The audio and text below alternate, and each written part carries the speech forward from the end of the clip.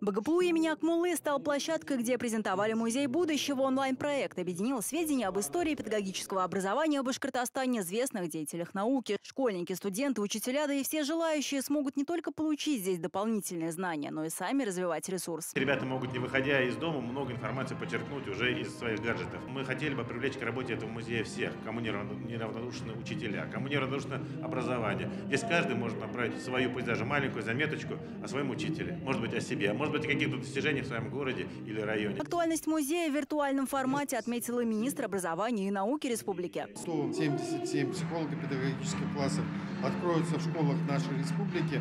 Они будут черпать оттуда все необходимые материалы для дальнейшего обучения и становления уже в профессиональной стезе. А вклад преподавателей и студентов БГПУ в систему образования и науки Башкирии отметили ведомственными, университетскими наградами и стипендиями главы республики. Эльмира Шаяхова, Рамзиль Мигранов, Вести, Башкортостан.